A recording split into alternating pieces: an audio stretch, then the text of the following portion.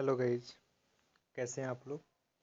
उम्मीद करते हैं कि आप सब एकदम बिल्कुल ठीक होंगे। तो आज का हमारा टॉपिक है अध्याय 2 यानी रजिस्ट्रार, पंजीकरण एजेंसियां और पंजीकरण कर्मी।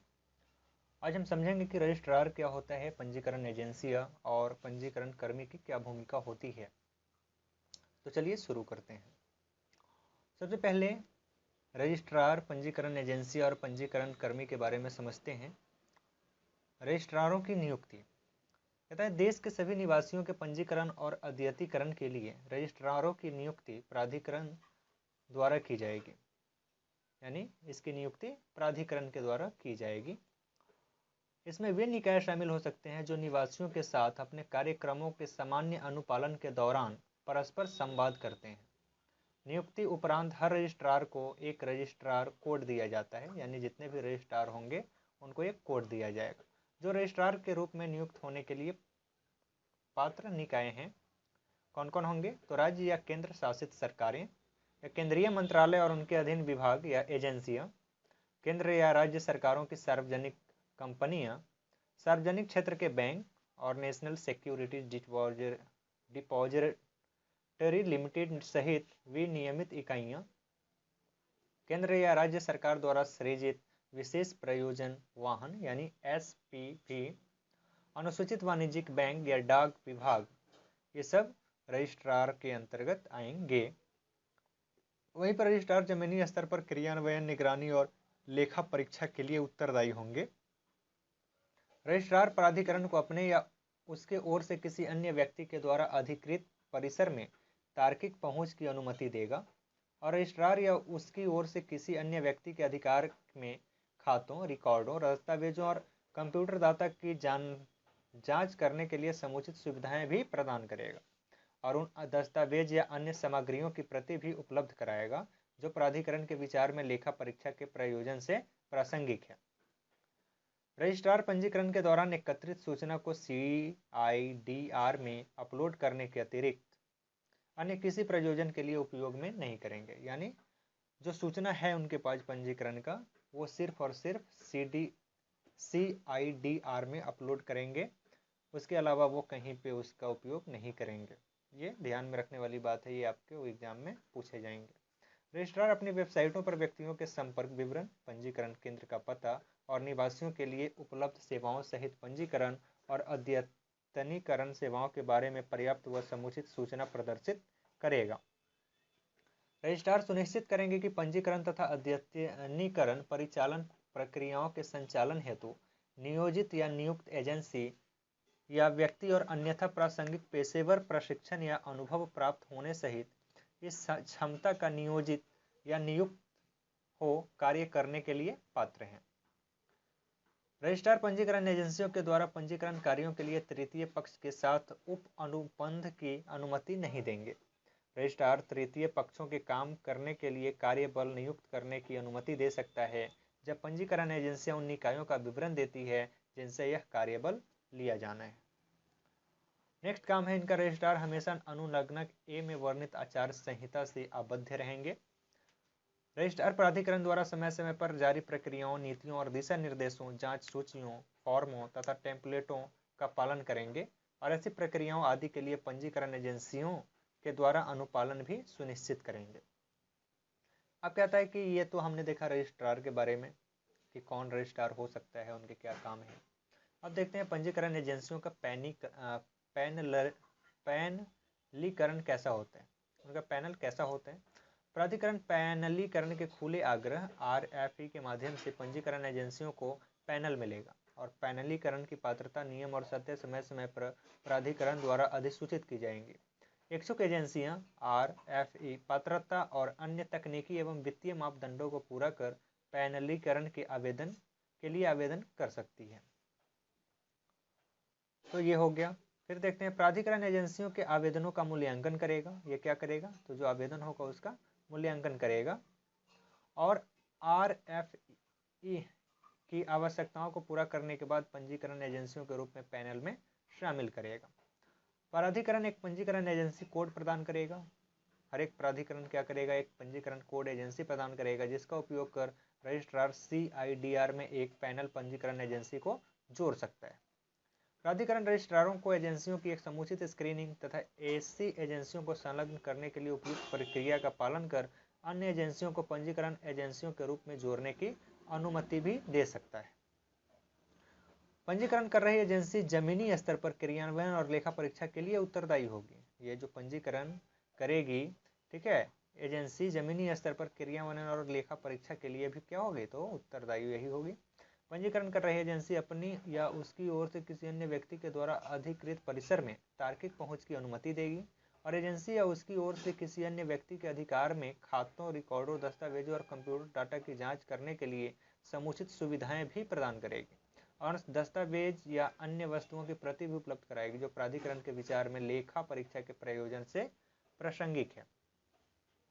पंजीकरण कर रही एजेंसियां नामांकन के दौरान एकत्रित सूचना का CIDR में सूचना अपलोड करने के अतिरिक्त किसी प्रयोजन के लिए उपयोग नहीं करेगी।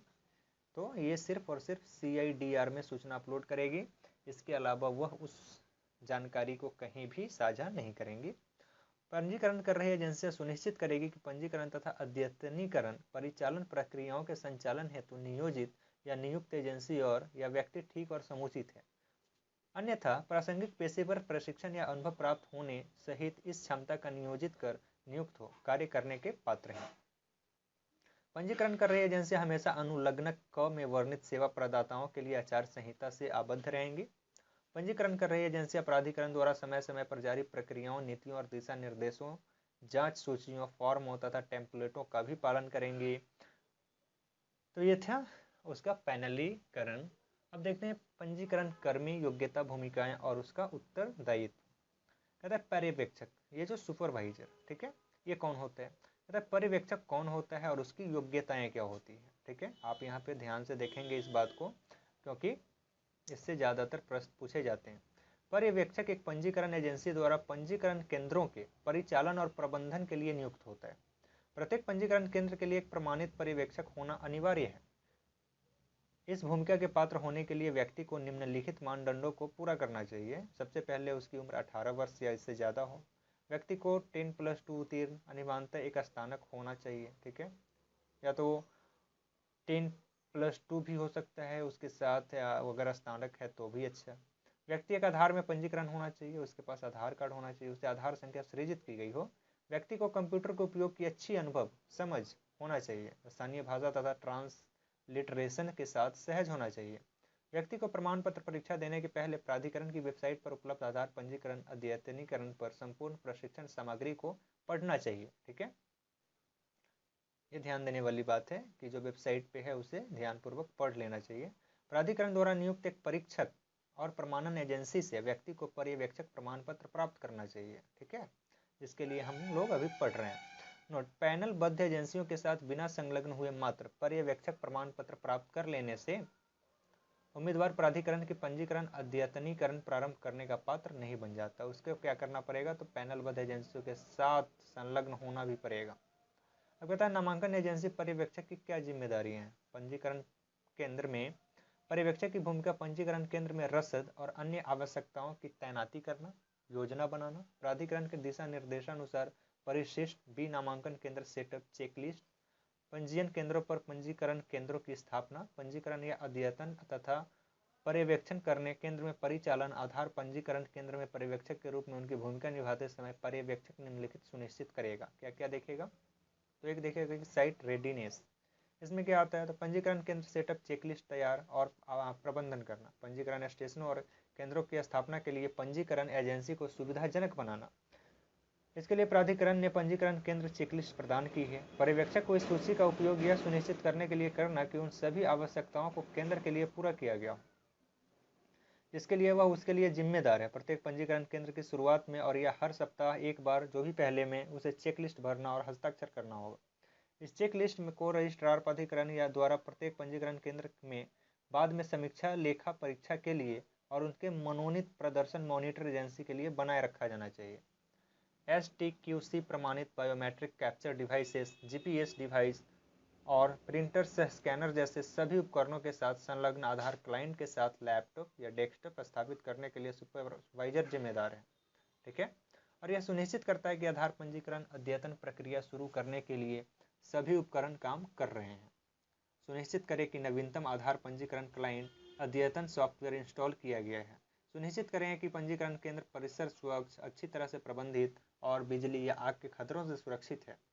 सुनिश्चित करें कि नीचे दी गई बुनियादी पंजीकरण केंद्र जानकारी प्रत्येक पंजीकरण स्टेशन पर अनिवार्य रूप से प्रदर्शित की जाती है, स्थानीय भाषा में और उसके साथ साथ अंग्रेजी भाषा में।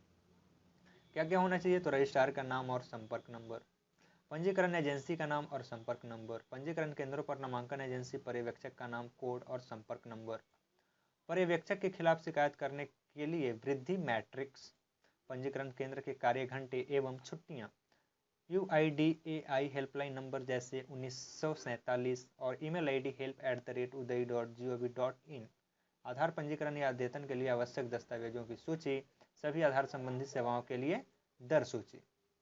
पर्यवेक्षक यह भी सुनिश्चित करेगा कि UIDAI के दिशा निर्देशों अनुसार रजिस्ट्रार प्राधिकरण द्वारा उपलब्ध कराए गए आधार IEC सामग्री को केंद्र में ठीक से प्रदर्शित किया गया है। सुनिश्चित करें कि पंजीकरण सेंटर के ऑपरेटर और अन्य कर्मचारियों का व्यवहार निवासी के प्रति विनम्र है और जहां ऑपरेटर अप्रिय परिस्थितियों से बचने के लिए असंतुष्ट निवासियों से निपटने में सक्षम नहीं है, प्रभार लेते हैं। सुनिश्चित करें कि वहां जहां वर्दी उपलब्ध कराई जाती है, क्या उन पंजीकरण स्टेशनों पर स्टाफ वर्दी पहनते हैं, ताकि अगर निवासियों की मदद की आवश्यकता हो तो वे वेशभूषा से उन कर्मचारियों को आसानी से पहचान कर सकें। रजिस्ट्रार या प्राधिकरण के साथ मान्य समझौतों के बिना किसी भी स्थान पर पंजीकरण प्रक्रिया शुरू न करें। 2. स्वयं अथवा दूसरों के बोर्डिंग पर पर्यवेक्षक को पंजीकरण बोर्ड के लिए आवश्यक दस्तावेजों के साथ बोर्डिंग फॉर्म पर अपना पंजीकरण जमा करना होगा और जो बदले में सत्यापन के लिए संबंधित प्राधिकरण के क्षेत्रीय कार्यालय को फॉर्म सबमिट करें। सत्यापन के बाद प्राधिकरण और क्षेत्रीय कार्यालय संबंधित पंजीकरण एजेंसी के बाद बोर्डिंग को अस्वीकार या अस्वीकृत करेंगे। फिर पंजीकरण एजेंसी उसके बाद आधार क्लाइंट सॉफ्टवेयर में सुपरवाइजर की बायोमेट्रिक्स लेकर उसे जोड़ देगा और पंजीकरण मशीन संचालित करने के लिए यूजर नेम और पासवर्ड प्रदान करेगा। पंजीकरण उपयोगकर्ता का मतलब है कि प्राधिकरण में उपयोगकर्ता को बायोमेट्रिक विवरण सत्यापन सफलतापूर्वक हो गया है और पंजीकरण स्टेशन पर स्थानीय डाटाबेस में संग्रहित हो गया है। पर्यवेक्षक को यह सुनिश्चित करना चाहिए कि सभी ऑपरेटर स्थानीय प्रमाणीकरण स्टेशनों पर भी ऑन बोर्ड है। प्रबंधन केंद्र संचालन, आवश्यक पड़ने पर पर्यवेक्षक भी एक ऑपरेटर के रूप में कार्य करता है। प्राधिकरण द्वारा समय समय पर पंजीकरण और अद्यतन जारी किए जाने के संबंध में पर्यवेक्षक को नवीनतम दिशा निर्देशों और नीतियों के बारे में पता होना चाहिए। पर्यवेक्षक अपने पंजीकरण केंद्र में पंजीकरण प्रक्रिया का संचालन करता है। वह UIDAI पंजीकरण प्रक्रियाओं और केंद्र में दिशा निर्देश और एकत्रित किए गए आंकड़ों की अच्छी गुणवत्ता का पालन भी सुनिश्चित करता है। पर्यवेक्षक को यह सुनिश्चित करना चाहिए कि नवीन पंजीकरण के लिए आने वाले निवासियों ने कभी पंजीकरण क्लाइंट में प्रदान की गई आधार सुविधा का उपयोग करके आधार नामांकित नहीं किया है। पर्यवेक्षक को यह सुनिश्चित करना चाहिए कि निवासी को अच्छी तरह से सूचित किया गया है कि उसका बायोमेट्रिक का उपयोग केवल आधार पंजीकरण के लिए या अद्यतन के लिए किया जाएगा। पर्यवेक्षक को यह सुनिश्चित करना चाहिए कि किसी भी अद्यतन के मामले में केवल आवश्यक वस्तुओं की जांच की जाती है, न कि एकत्रित आंकड़ों के डुप्लीकेट से बचने के लिए पूरी जानकारी। उदाहरण के लिए अगर पता का अद्यतन किया जाना हो तो केवल पता चेकबॉक्स चयनित करना चाहिए। आधार क्लाइंट पर प्रत्येक पंजीकरण साइन ऑफ करने के लिए पर्यवेक्षक की आवश्यकता है, जहां निवासी के पास बायोमेट्रिक अपवाद है। पर्यवेक्षक को यह सुनिश्चित करना चाहिए कि ऑपरेटर को जानकारी के बारे में जागरूक किया गया है और पंजीकरण आंकड़ों के निवासी की समीक्षा के दौरान स्टेशन पर समीक्षा किए जाने वाले महत्वपूर्ण बिंदुओं की एक प्रिंट प्रति है। पर्यवेक्षक को यह सुनिश्चित करना चाहिए कि ऑपरेटर हर निवासी या पंजीकरण के लिए निवासी से प्राप्त किए गए आंकड़ों की निपुणता से समीक्षा करता है और निवासी द्वारा बताए जाने पर सुधार करता है। पर्यवेक्षक को यह सुनिश्चित करना चाहिए कि हर आधार पंजीकरण अद्यतन के बाद ऑपरेटर अपनी बायोमेट्रिक पुष्टि प्रदान करता है। पर्यवेक्षक को यह सुनिश्चित करना चाहिए कि हर पंजीकरण के बाद पावती प्रिंट की जाएगी और निवासी द्वारा विधिवत हस्ताक्षरित होगी। पर्यवेक्षक को यह सुनिश्चित करना चाहिए कि मूल दस्तावेज, पहचान के प्रमाण, संबंध का प्रमाण, पते का प्रमाण, जन्म प्रमाण पत्र और हस्ताक्षर पावती स्लिप को प्रत्येक पंजीकरण के लिए स्कैन किया जाता है।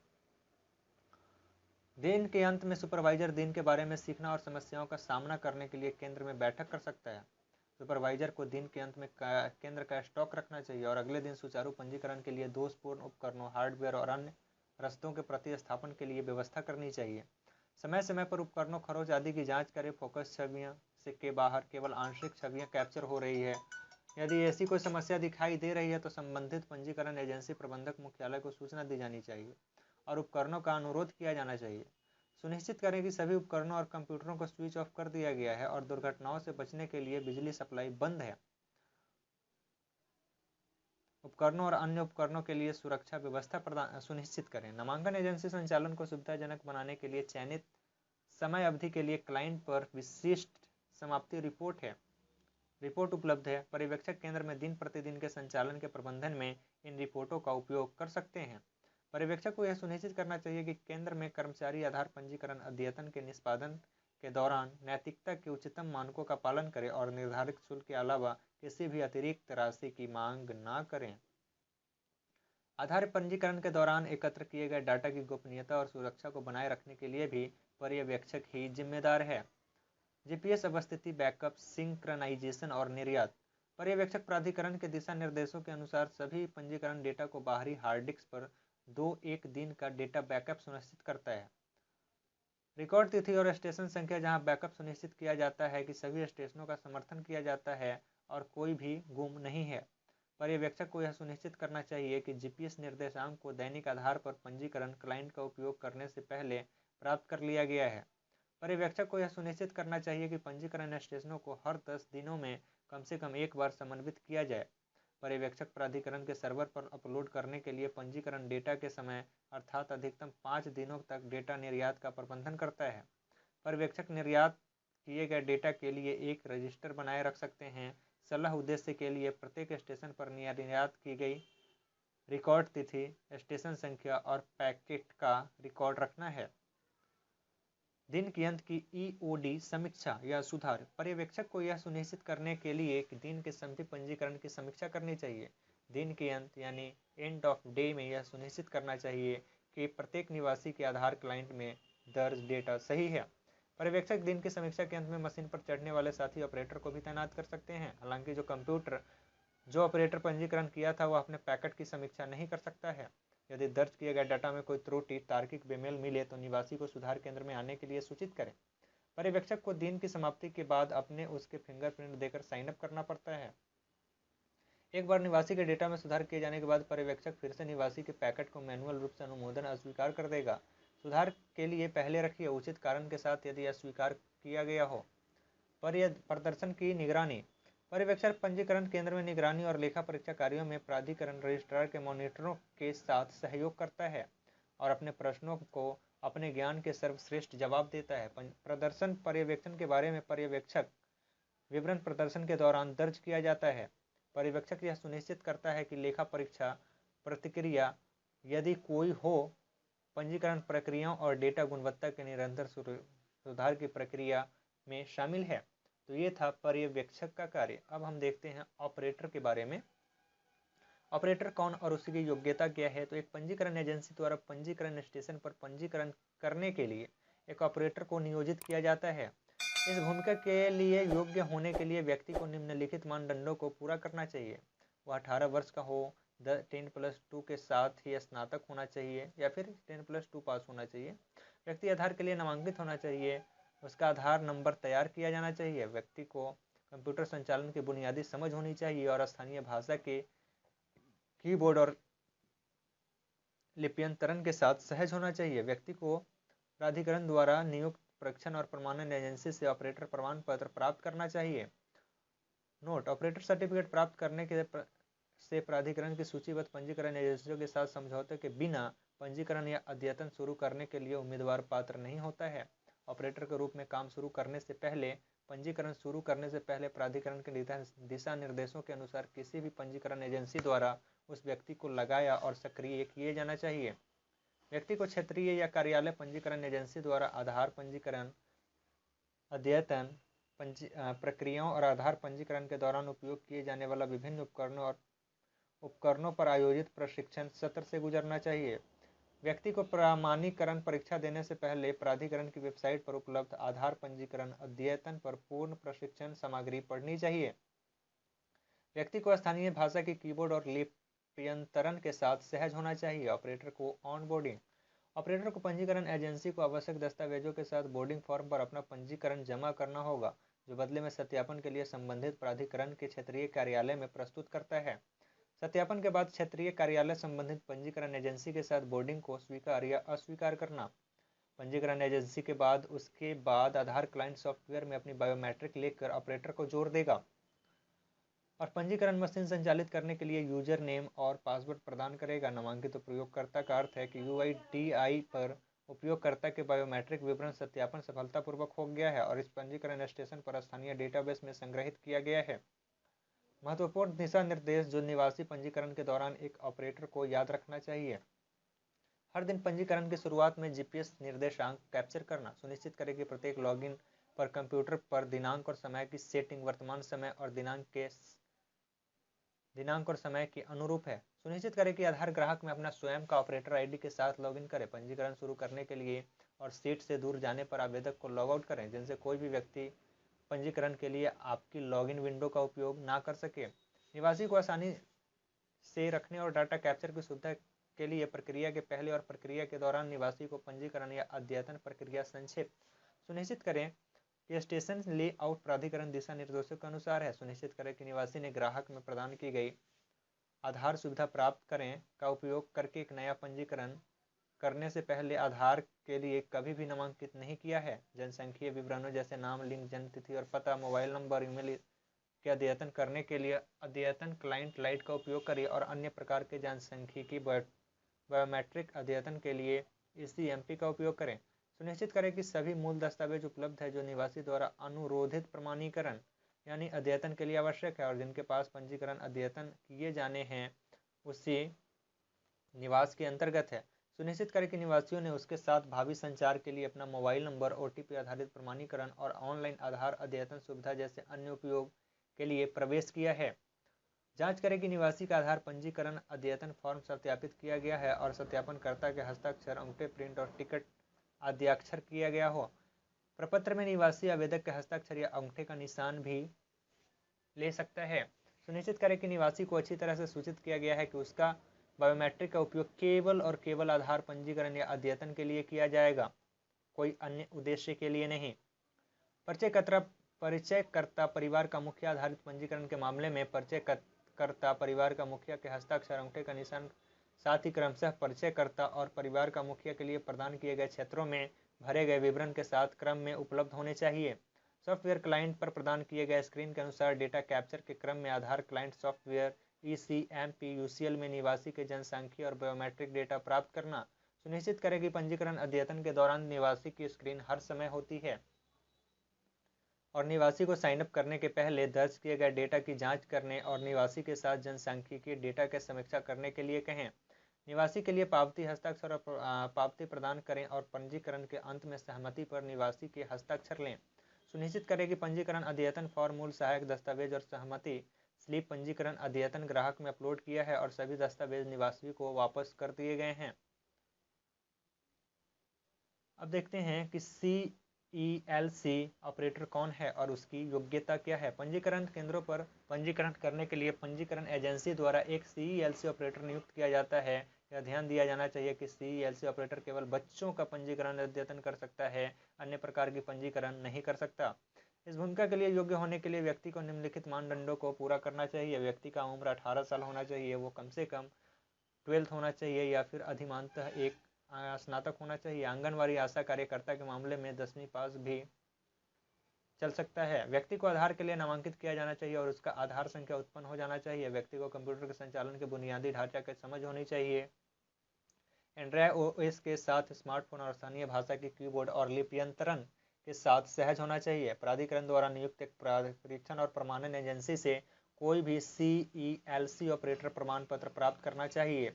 नोट: CELC ऑपरेटर सर्टिफिकेट प्राप्त करने से उम्मीदवार को प्राधिकरण की सूचीबद्ध पंजीकरण एजेंसियों के साथ समझौते के बिना पंजीकरण अद्यतन शुरू करने का अधिकार नहीं मिलता है। CELC ऑपरेटर के रूप में काम शुरू करने से पहले पंजीकरण शुरू करने से पहले प्राधिकरण के दिशा निर्देशों के अनुसार किसी भी पंजीकरण एजेंसी से व्यक्ति को लगा हुआ सक्रिय होना चाहिए।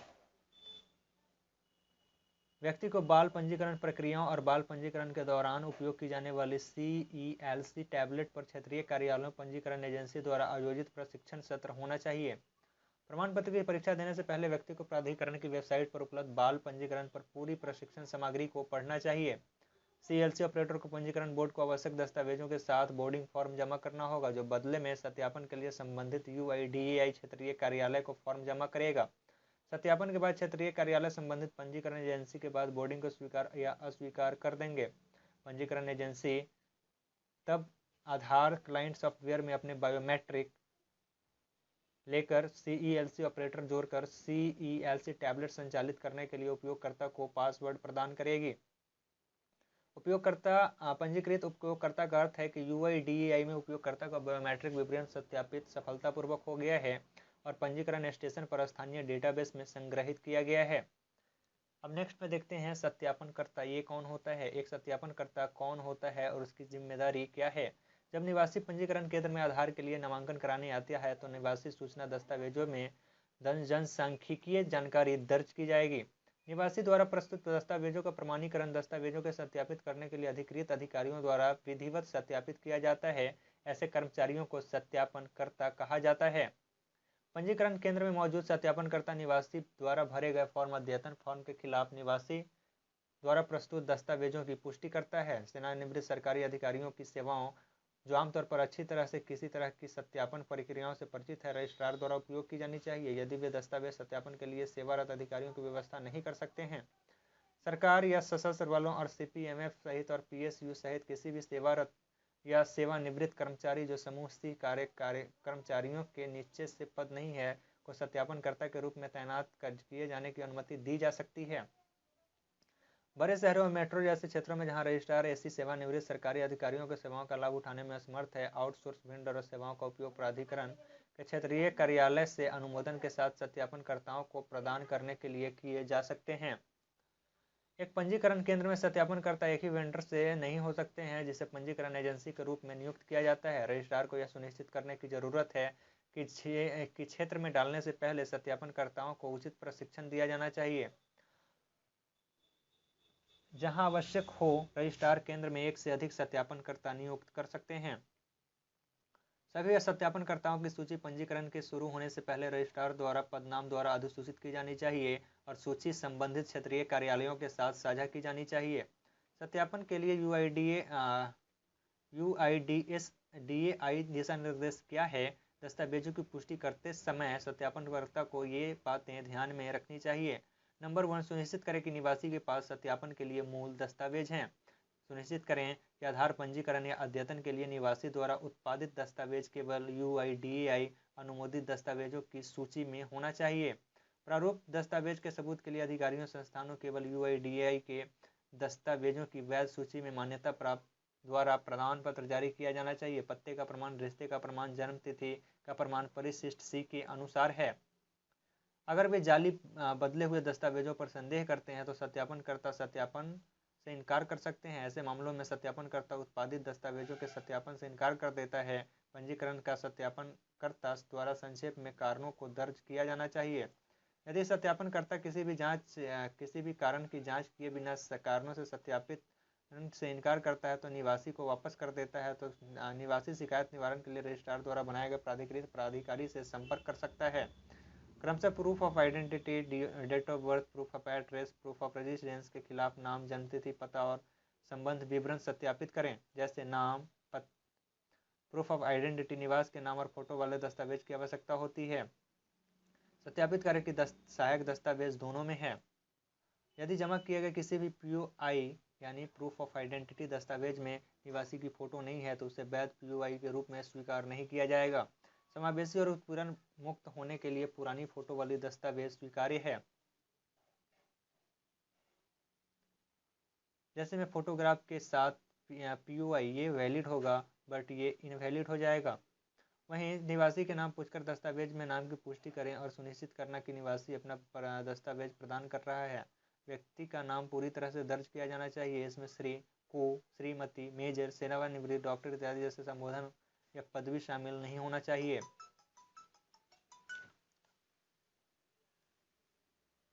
ये गलत उपयोग है अभिवादन के साथ, ये सही उपयोग है बिना अभिवादन के साथ।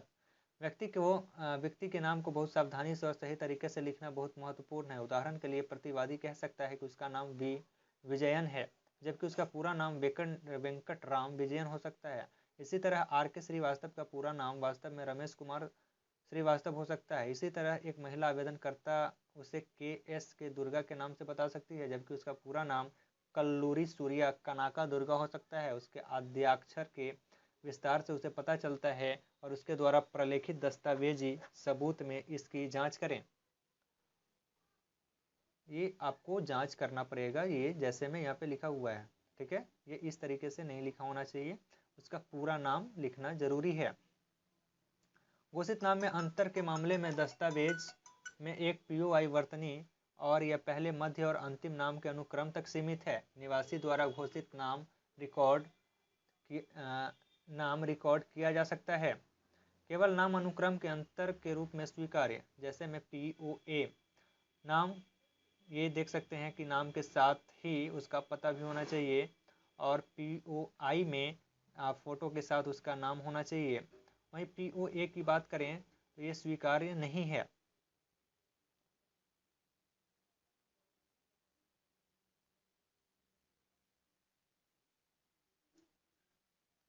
ये आप इसे ध्यान से देख लें। यदि आवेदनकर्ता द्वारा उत्पादित दो विचित्र प्रमाणों में एक ही नाम यानी प्रारंभिक और पूर्ण नाम के साथ भिन्नता में है, तो आवेदनकर्ता का पूरा नाम दर्ज किया जाना चाहिए। कभी कभी शिशुओं या बच्चों को अभी तक नामित नहीं किया गया हो सकता है। डीआईडी आवंटित करने के लिए व्यक्ति के नाम को प्राप्त करने के महत्व को समझने के द्वारा बच्चे के लिए इच्छित नाम का पता लगाने का प्रयास करें। पीओआई के लिए सहायक दस्तावेजों की अनुपलब्धता के मामले में नाम परिचयकर्ता की सहायता से दर्ज किया जाना चाहिए। जन्म तिथि पीओआई जन्म तिथि यानी डीओबी। अब डीओबी के बारे में थोड़ा समझ लेते हैं। निवासी के जन्म तारीख के संबंधित क्षेत्र में दिन, महीने और वर्ष का संकेत होना चाहिए। यदि निवासी जन्म तिथि की दस्तावेजी सबूत प्रदान करता है तभी उस जन्म तिथि को सत्यापित माना जाता है। जब निवासी किसी भी दस्तावेजी सबूत के बिना डीओबी की घोषणा करता है तो जन्म की तारीख को घोषित माना जाता है। जब निवासी जन्म की सटीक तारीख देने में असमर्थ है और निवासी द्वारा केवल आयु का उल्लेख किया है तो सत्यापनकर्ता द्वारा अनुमानित किया गया है तो केवल आयु दर्ज की जाती है। सॉफ्टवेयर स्वचालित रूप से इस तरह के मामले में जन्म के वर्ष की गणना करेगा।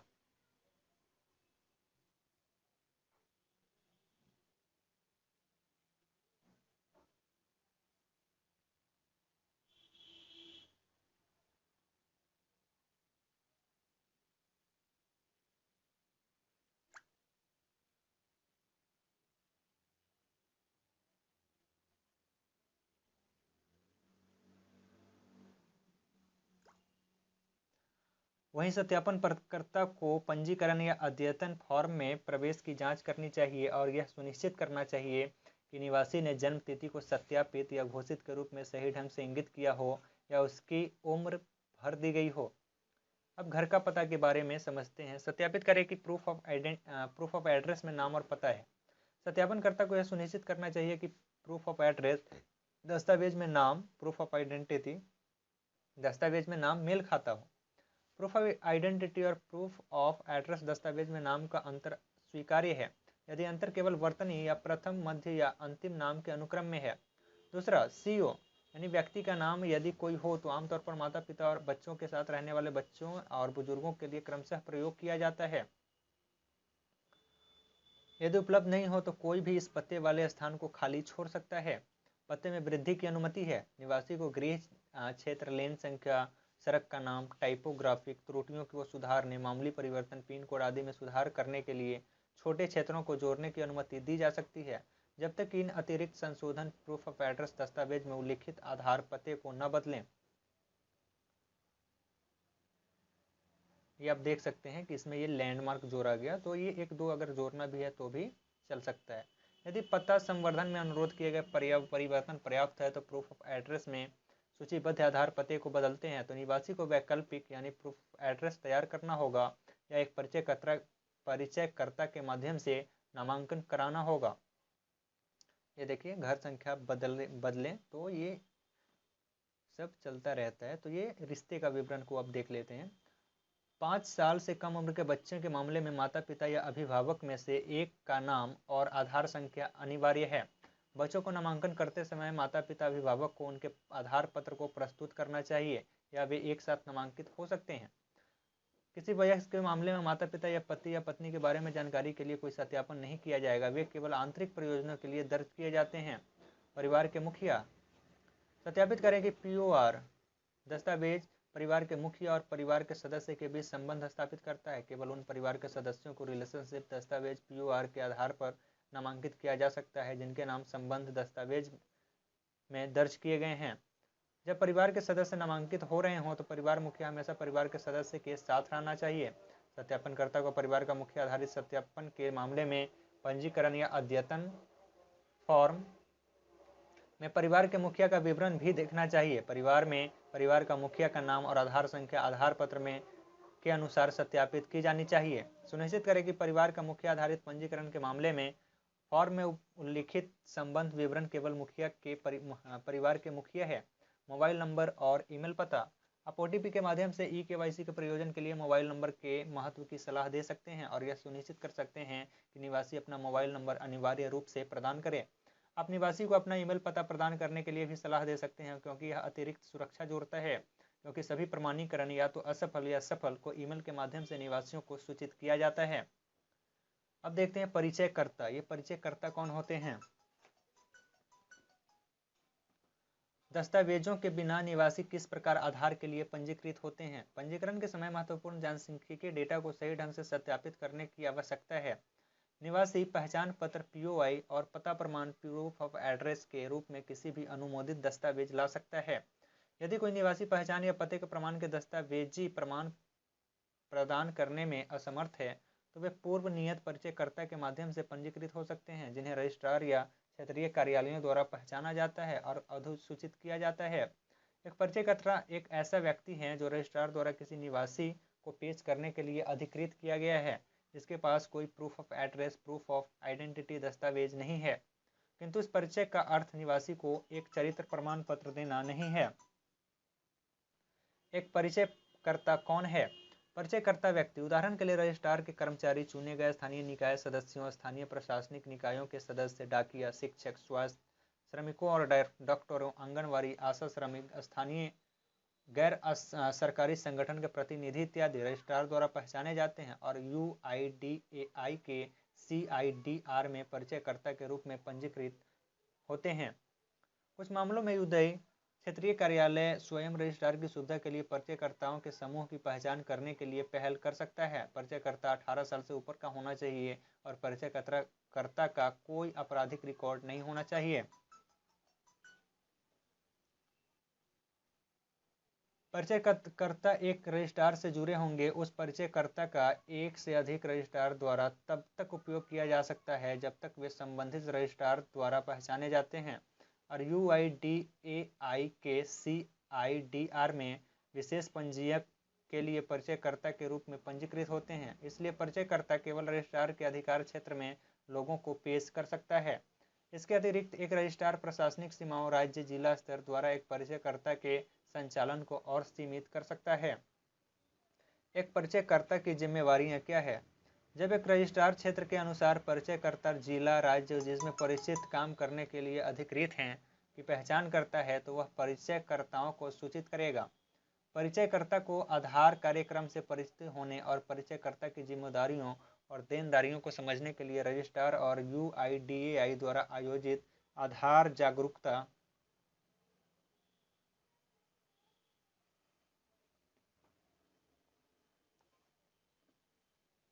कार्यशाला में भाग लेना होगा।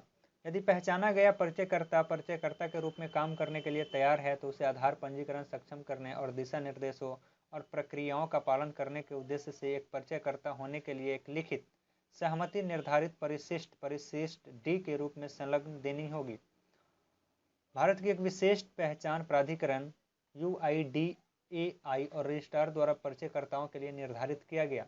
परिचयकर्ताओं को पंजीकृत होने की आवश्यकता है और उन्हें अपने आधार संख्या प्राप्त करनी होगी और क्षेत्र में निवासियों को शुरू करने से पहले सहमति फर्मा पर हस्ताक्षर करना होगा। उन्हें यह सुनिश्चित करना होगा कि रजिस्ट्रार ने उन्हें UIDAI में एक परिचयकर्ता के रूप में पंजीकृत और सक्रिय किया है। परिचयकर्ताओं को पंजीकरण क्षेत्र, पंजीकरण केंद्र स्थानों और अपने निर्दिष्ट क्षेत्र में पंजीकरण केंद्रों के परिचालन घंटों के समय पर अवश्य मौजूद रहना चाहिए। उन्हें यह सुनिश्चित करना होगा कि पंजीकरण केंद्र पर उनकी संपर्क जानकारी सही ढंग से प्रदर्शित की जाए। किसी प्रदर्शन गलत जानकारी के मामले में केंद्र पर्यवेक्षक से विवरण प्रदर्शित सही करने के लिए कहें। परिचयकर्ता निवासियों के लिए आसानी से सुलभ होना चाहिए। परिचयकर्ताओं को शुद्धता और पूर्णता के लिए पंजीकरण फॉर्म पर निवासी का नाम और पता देखना चाहिए। परिचयकर्ता को फॉर्म में अपना विवरण भी देखना चाहिए और उसके बाद दिए गए पंजीकरण फॉर्म स्थान पर अपना हस्ताक्षर अंगूठे का निशान भी प्रदान करना चाहिए। परिचयकर्ताओं को निवासियों के समर्थन के लिए ईसी के कामकाजी घंटे के दौरान खुद को उपलब्ध कराया जाना चाहिए। यदि वे परिचालन घंटों के दौरान उपलब्ध नहीं है तो वे दिन के अंत में पंजीकरण केंद्र जा सकते हैं और उसके अनुमोदन के लिए लंबित निवासियों की सूची देख सकते हैं। परिचयकर्ता को निवासी के नाम और पता विवरण सावधानीपूर्वक जांचना चाहिए और उन्हें स्वीकृति अस्वीकृति प्रदान करनी चाहिए। परिचयकर्ताओं को निवासी के पंजीकरण का समर्थन करने के लिए आधार क्लाइंट पर अपना बायोमेट्रिक प्रदान करना चाहिए। परिचयकर्ता पंजीकरण के लिए सहमति पर अंगूठे का निशान को भी संकेत या प्रदान करता है, जहां सहमति प्रिंट की आवश्यकता होती है। परिचयकर्ता निवासी के पहचान और पते की पुष्टि करते हैं जो वे प्रस्तुत कर रहे हैं। परिचयकर्ता को केवल उन निवासियों को प्रस्तुत करना चाहिए जिनके पास पहचान या पते का दस्तावेजी प्रमाण नहीं है। परिचयकर्ता उन सभी व्यक्तियों को प्रस्तुत करने के लिए बाध्य नहीं है जो उनके पास आते हैं। परिचयकर्ता निवासियों को प्रस्तुत करने के लिए शुल्क नहीं ले सकते हैं। हालांकि रजिस्ट्रार इस काम के लिए उन्हें भुगतान करने के लिए मानदंड निर्धारित कर सकते हैं। एक परिचयकर्ता की देनदारियां क्या होती है? पंजीकरण के समय किसी अन्य व्यक्ति, मृत या जीवित का प्रतिरूपण करने के लिए परिचयकर्ता को किसी व्यक्ति के साथ मिलना नहीं चाहिए। परिचयकर्ता के आधार धारक को जानबूझकर जनसांख्यिकीय जानकारी बदलकर या झूठी बायोमेट्रिक जानकारी प्रदान करने के लिए एक दूसरे व्यक्ति की पहचान लेने में मदद नहीं करनी चाहिए। दिशा निर्देशों के उल्लंघन के लिए परिचयकर्ता के खिलाफ सख्त कार्रवाई की जाएगी।